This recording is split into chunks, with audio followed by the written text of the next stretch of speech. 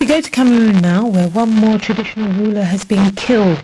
The latest high-profile victim of deadly attacks and kidnappings blamed on separatist Ambazonian fighters in the English-speaking regions of the country. Chief Emmanuel Ikome was seized yesterday as he prepared to receive other traditional rulers for a feast. While kidnappings come in the wake of regional council and House of Chief elections to which the separatist fighters have been openly opposed, and residents of the two Anglophone regions in the northwest and southwest have been threatened not to take part. While our reporter Randy Josa has been monitoring events from Yaoundé.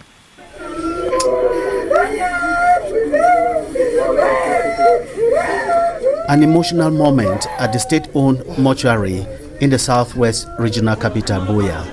An anxious crowd has quickly gathered to witness the delivery of the body of a traditional ruler who died in the hands of kidnappers yesterday. The chief, Emmanuel Ikome of Dibanda Mile 14, was found dead yesterday after armed men seized him and two of his colleagues from his home. The two have not been found.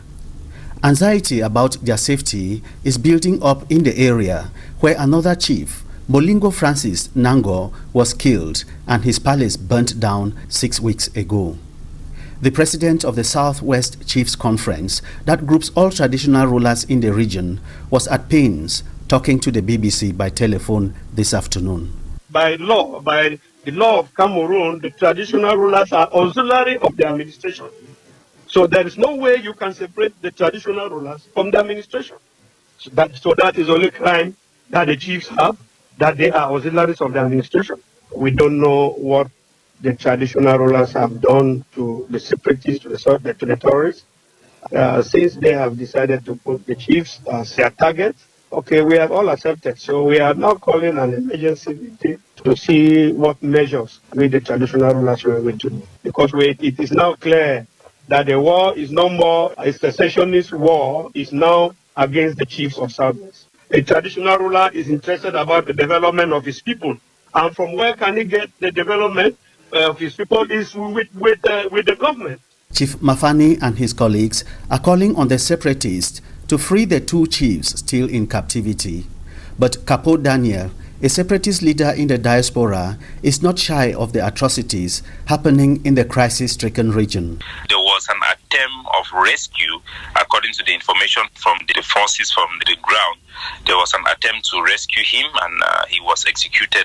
The Cameroon government forces of occupation have the upper hand in terms of face-to-face battle. So the forces are working under extreme difficult security circumstances, and it is not unusual that in this type of engagement with the Cameroon military closing in on them, that this type of things can happen.